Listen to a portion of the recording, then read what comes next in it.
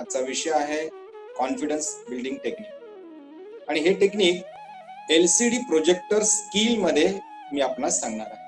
आपल्याला सगळ्यांनाच LCD projector माहित आहे, पण LCD प्रोजेक्टर स्किल कसं असतं आणि त्यामुळे आपल्याला कॉन्फिडन्स बिल्डिंग कसं करता येतं किंवा आपला कॉन्फिडन्सची लेवल अत्यंत चांगल्या प्रकारे विकसित कशी करता येते यावर मी आपल्याशी भाष्य करणार आहे, आपल्याबरोबर संवाद साधणार आहे.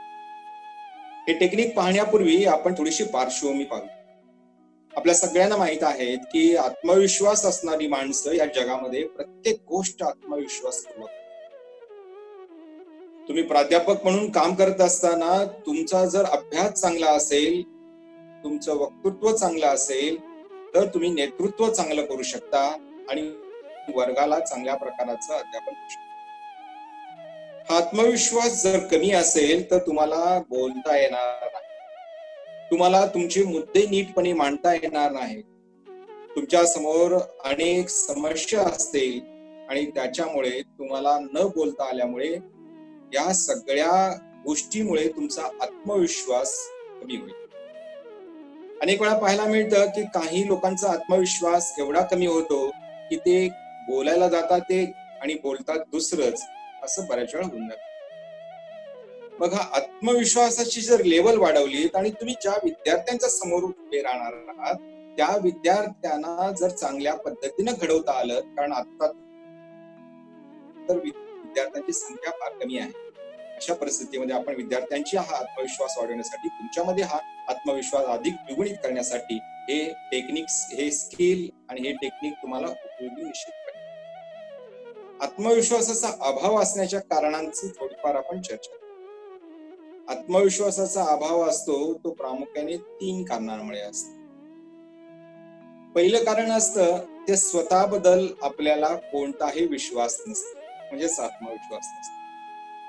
मग आपला अभ्यास नसेल, आपली विचारधारा तशा प्रकारची नसेल, आपलं चिंतन नसेल, आपलं मनन नसेल, त्याच्यामुळे घडू शकतात.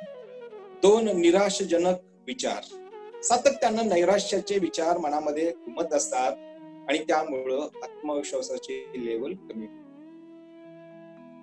निराश झालेलं मन कधीच चांगला विचार करत नाही, ते नैराश्य, निगेटिव्ह सातत्यानं विचार करत राहतं आणि आपल्याला काय विचार करायला हवा ते विसरूनच जातं. आणि तिसरी गोष्ट म्हणजे परिस्थिती. तुम्ही ज्या परिस्थितीमध्ये राहतात, आता सवर्डेचे आपले जे प्राध्यापक आहेत ते त्यांना सारखं असा विश्वास नसलेली परिस्थिती आहे, त्यांना असं वाटतं की हे किती दिवस विरांडत राहणार आहे, टिकणार आहे की टिकणार नाही, त्यामुळे आत्मविश्वासाची लेवल आपली कमी. ह्या 3 गोष्टींवरचा एकमेव जबरदस्त उपाय जर कोणता असेल तर LCD प्रोजेक्टर स्किल. खूप सोपं हे स्किल मी आपल्या समोर मांडणार आहे. हे कुठल्या पुस्तकातलं नाही आहे, हे तुम्हाला जे सांगतो आहे ते माझे अनुभव सांगतो. अनेक लोकांच्यावर याचे प्रयोग केलेले आहेत आणि मग लोकांच्या मध्ये मला असा बदल दिसून आला की लोक खरोखरच आत्मविश्वासानं वागू लागलेले आहेत. पाहूयात आपण हे LCD प्रोजेक्टर स्किल काय आहे. LCD मध्ये 3 आद्याक्षर आहेत, L, C आणि T. L stand for learn something new skill. Learn something new skill. दररोज दर क्षणाला नवनवीन गोष्टी शिकणं फार गरजेचं. याबाबत अमेरिकेमध्ये काही वर्षापूर्वी एक संशोधन झालं. त्या संशोधनात असं सांगितलं की शाळेतली मुलं दर 15 मिनिटांमध्ये एखादं नवीन स्किल शिकत असतात. आपल्या देशाचा विचार करता आपल्या देशामध्ये साधारणतः 1 ते 1.5 तासांपर्यंत एखादा विद्यार्थी नवीन स्किल शिकतो, तर काही भागांमध्ये मुलं 10 मिनिटात एक नवीन स्किल शिकतात. वेगवेगळ्या ऍक्टिव्हिटीज असतात, या ऍक्टिव्हिटीच्या माध्यमातून एखादं नवीन स्किल शिकायचं. कारण ज्याला लर्न समथिंग न्यू स्किल हा विषय समजतो त्याचीच फक्त कॉन्फिडन्स लेवल वाढ.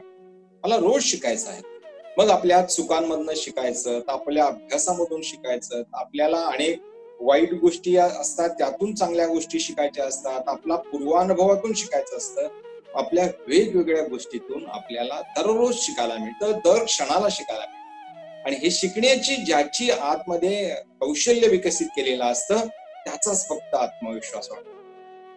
म्हणजे तुम्हाला दर क्षणाला काहीतरी शिकायला हवं. आता आपल्याला या मगाच्या बैठकीतून काय शिकायला मिळालं? मगापासून पहिल्यांदा त्यांनी मॅडमने जे तयार केलेला होता आणि तुम्हाला पाठवला होता तो पासवर्ड चुकीचा झाला आणि कुठल्या तरी एका दुसऱ्या नावाच्या माणसाकडे तो गेला, त्याच्यामुळे ते हँग झालं. अल्ताफही हजर होणार होता, पण अल्ताफलाही तसंच झालं, त्यालाही ते हँग झालं. याचा अर्थ असा की नवीन बदललेल्या सॉफ्टवेअर मध्ये काहीतरी अडचणी आहेत. मग आपल्याला या अडचणी जर शिकायच्या असतील तर याच्यावर काय पर्याय करावा लागेल हे बघावं लागेल. तुम्ही आता मगाशी राहुल बरे सरांनी सांगितलं की आम्ही असं असं करणार आहोत, ऑफलाईन पद्धतीने विद्यार्थ्यांना शिकवण्याचा प्रयत्न करणार आहोत. बरोबर आहे. तुमच्या डोक्यामध्ये सातत्यानं नवनवीन विचार आले पाहिजेत की आपल्याला काय करायचं. जुन्या परंपरेनं आणि झापडं बांधलेल्या घोड्यासारखी जर आपली परिस्थिती असेल तर आपण लर्न समथिंग न्यू स्किल करू शकणार नाही. तुम्हाला काहीतरी रोज, दर क्षणाला, दर तासाला, दर दिवसाला नवीन काहीतरी शिकायला हवं. आणि संध्याकाळी झोपताना तुमच्या मनामध्ये आत्मविश्वास असायला हवा की चला आज मी हे नव्याने शिकलो. काल मला माहित नव्हतं, आज मी नव्याने शिकलो. परवाच्या मीटिंग मध्ये माझ्या सहकार्यानं सांगितलं होतं की लवकरच मी तुम्हाला झूम मीटिंगचं पेड व्हर्जन देतो. की काल दिवसभर, आज दिवसभर प्रयत्न करतो आहे, पण पेड व्हर्जनसाठी काय काय करावं लागतं या सगळ्याचा अभ्यास केला. पण अशी मीटिंग असल्यामुळे राहिलं, पण उद्याच्या का परवाच्या दिवसात पेड व्हर्जन मी माझ्या सहकार्यानं देईन. तुम्हाला नवीन शिकायला हवं तर आत्मविश्वास वाढ. दुसरा आहे C stand for core thinking skill. तुमची विचारधारा जी असते ती तुमच्या कोर थिंकिंग मध्ये असते. तुम्ही आतमध्ये काय विचार करता, तुम्ही आतमध्ये ज्या प्रकाराचा विचार करता त्या प्रकाराचं वर्तन तुमचं बाहेर असतं. खर तर बाहेरच्या पोशाखावर तुमचे विचार अवलंबून नसतात. बाहेरचा पोशाख, तुम्ही दिसता कसे, तुम्ही आहात कसे याच्यावर तुमचे आतले विचार अवलंबून नसतात. आतला जो कोर असतो तो तुमचा तयारच झालेला असतो. आणि हा कोर थिंकिंग स्किल जर हे तुम्हाला जर विकसित करायचं असेल तर तुम्हाला आतमध्ये विचार करावा लागेल, मनन करावं लागेल, चिंतन करावं लागेल, मंथन करावं लागेल. तुम्हाला स्वतःशीच बोलावं लागेल, स्वतःशीच संवाद साधावा लागेल. आणि हा जो संवाद आहे तो कोर थिंकिंग स्किल मध्येच प्राप्त. मला एखाद्या माणसासोबत बोलायचं आहे तर मला कॉन्फिडन्स पूर्वक बोलायचं आहे, आत्मविश्वास पूर्वक बोलायचं आहे. मग मी कसं बोलेन, मी त्याच्या समोर कसा सादर होईन? तुमच्या आतमध्येच कोर लेअर मध्येच तुमचा प्रॉब्लेम असेल, तुम्हाला भीती असेल तर तुम्ही नाही बोलू शकणार. आणि बोलताना सुद्धा तुमचे शब्द, तुमची वाक्य इकडे तिकडे जाणार आहेत. मग कोर थिंकिंग स्किल जर तुमचं चांगलं असेल, मला आता तुमच्या समोर बोलायचं आहे तर त्याच्या अगोदर माझं कोर थिंकिंग स्किल झालेलं आहे. मला असं वाटतं की मी जे बोलणार आहे ते आत्मविश्वासपूर्वक माझ्या सहकाऱ्यांसमोर मांडणार आहे. हा विषय मी माझ्या सहकाऱ्यांच्या अंतःकरणापर्यंत पोहोचवून देणार आहे. हा जर आत्मविश्वास तुमचा अगोदरच झालेला असेल तर तुम्ही चांगलं बोलायला लागेल. ऐनवेळी तुम्हाला नाही बोलता येत. पण कोर थिंकिंग स्किल हा तुम्ही करणारी एखादी घटना असेल, एखादा प्रसंग असेल, एखादा येणारा तास असेल, एखादं काम असेल, त्याच्यापूर्वी काही तास अगोदर ही प्रक्रिया होते, काही दिवस अगोदर प्रक्रिया होते, काही महिने प्रक्रिया होते आणि काही वर्ष सुद्धा ही प्रक्रिया होते. म्हणजे कोर थिंकिंग स्किल जर तुम्हाला चांगलं डेव्हलप करता, हे कसं करता येतं? हे कोर थिंकिंग स्किल तुम्हाला कसं डेव्हलप करता येतं? कोर थिंकिंग स्किल डेव्हलप करण्यासाठी तुम्हाला स्वतःबद्दल विचार करायला हवा. माझं काय चुकतं, माझं काय बरोबर आहे, मला काय करायला हवं, मला भीती कशाची वाटते, ही भीती का वाटते, कोणत्या कारणांमुळे वाटते, याचा शोध तुम्हाला घ्यायला हवा. एकदा का त्याचा शोध सुरुवात झाला की त्याच्यावर तुमचा विचार सुरू करायला हवा, त्याच्यावर तुम्ही मनन करायला हवं, चिंतन करायला हवं आणि मंथन करायला हवं. हे स्वतःशीच करायचं आहे, दुसऱ्या कोणाला नाही बोलायचं, स्वतःशीच करायचं. आणि जेव्हा तुम्ही कोर थिंकिंग स्किल प्राप्त करता तेव्हा तुम्ही तुमचा आत्मविश्वास अधिक द्विगुणित झालेला असतो. अनुभव घ्या म्हणजे तुम्हाला कळेल. एखाद्या अगदी मोठ्या माणसासोबत बोलायचं असेल तर तुमचा कोर थिंकिंग स्किल चांगला असला पाहिजे. तुम्ही त्यापूर्वी विचार केला पाहिजे, त्याच्यापूर्वी तुम्ही मनन केलं पाहिजे, त्याच्यापूर्वी चिंतन केलं पाहिजे, तर तुम्हाला आज चांगलं आत्मविश्वासपूर्वक बोलता येईल. हे केवळ प्राध्यापक म्हणून नाही, तर संपूर्ण व्यावहारिक जीवनामध्ये सुद्धा तुम्हाला चांगलं बोलता येईल. म्हणून विचार करून बोला असं म्हणतात, बोलून विचार करू नका. मग विचार करून बोलायचं असेल तर तुम्हाला तुमचा कोर थिंकिंग स्किल तुम्हाला डेव्हलप करावं लागेल. त्यानंतर हे एल झालं, सी झालं. D for different thinking skill. Different thinking skill म्हणजे काय? इतरांच्या प्रमाणे पटडीतले विचार आपण बिलकुल करायचे नाही. तो म्हणतो म्हणून मला असं वाटतं, मी पण त्याच्या बरोबरच आहे, तर तुम्हाला कोणताही विचार नाही. तुमची थिंकिंग प्रोसेस खूपच मागे आहे किंवा ती डेव्हलप झालेली नाही. तुम्ही इतरांच्या पेक्षा कसा वेगळा विचार? आता जसं आपण हा मीटिंगचा विचार असेल, अजून कुठला विचार असेल, आम्ही गेल्या 5-10 वर्षापूर्वीपासून बोलतो आहे की हे लवकर येणं गरजेचं आहे. भविष्य काळात अनेक समस्या येणार आहेत, त्याच्यावर उपाय करायला हवात. मग हा उपाय जर करायचा असेल तर तुम्हाला इतरांच्या पेक्षा वेगळा विचार करावा लागेल.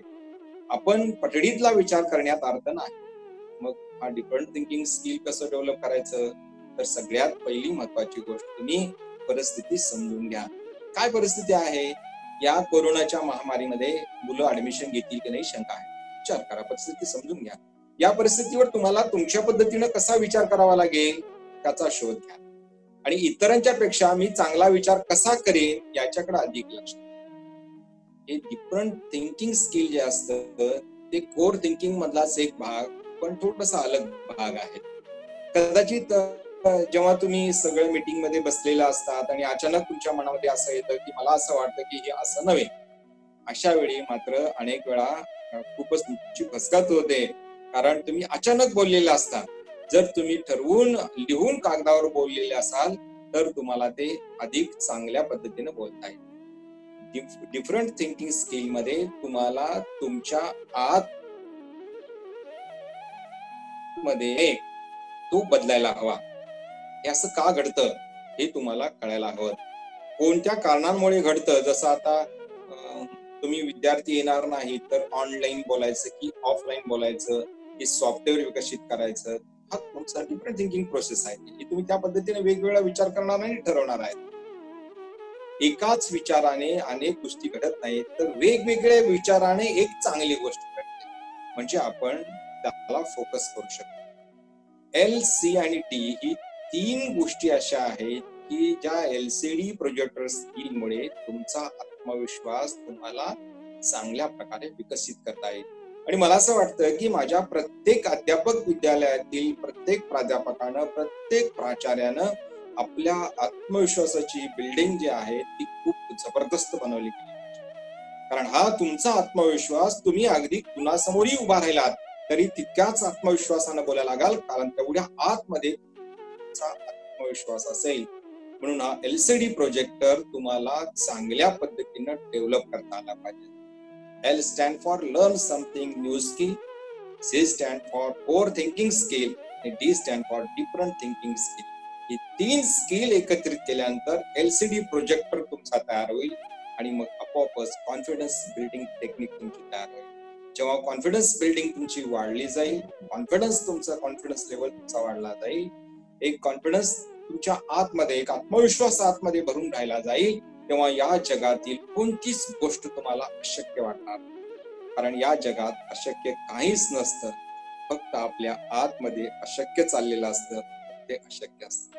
कारण नेहमीच हारण्याचा विचार मनामध्ये जर मांडला तर मनुष्य 100% हारतो, आणि जिंकण्याचा विचार इथे जर सुरू झाला तर मनुष्य 100% जिंकतो. हे सूत्र लक्षात घ्या आणि त्या पद्धतीनं माझ्या सर्व प्राध्यापकांनी आणि सर्व प्राचार्यांनी सहकार्याने कामाला लागा. कोरोनाची महामारी किती असेल, काही दिवसांनी ती संपुष्टात येईल, पण कोरोनाचा इतिहास लिहिला जाईल किंवा इतिहासामध्ये आपलं नाव असेल की आपण थांबलो नाही. शाळा बंद झाल्या पण शिक्षण आमचं चालू आहे, शिक्षण आम्ही थांबवलं नाही. हा आत्मविश्वास तुमच्यामध्ये द्विगुणित झाला पाहिजे. की आत्मविश्वासाची तुमची आतली शक्ती जेवढी अधिक असेल तेवढं तुम्ही अधिक समस्यांना तोंड द्यायला लागाल. हे देण्यासाठी मी तुम्हाला हार्दिक हार्दिक शुभेच्छा देतो, धन्यवाद देतो. आज इथं आपण आलात, खूप चांगल्या प्रकारची बैठक आपण आयोजित केलेली गेली, त्याबद्दल मी माझ्या सहकार्यांचे आभार मानतो, आपल्या सर्वांचे आभार मानतो. आणि माझा हा छोटासा विषय मी आपल्या समोर ठेवला. कॉन्फिडन्स बिल्डिंग टेक्निक, त्यातलं LCD प्रोजेक्टर स्किल आपल्यासमोर ठेवलं. आपण शांतपणे ते ऐकलं, त्याबद्दल आपणाचे आभार सर्वांचे मानतो आणि मी थांबतो. जय हिंद, जय महाराष्ट्र. धन्यवाद.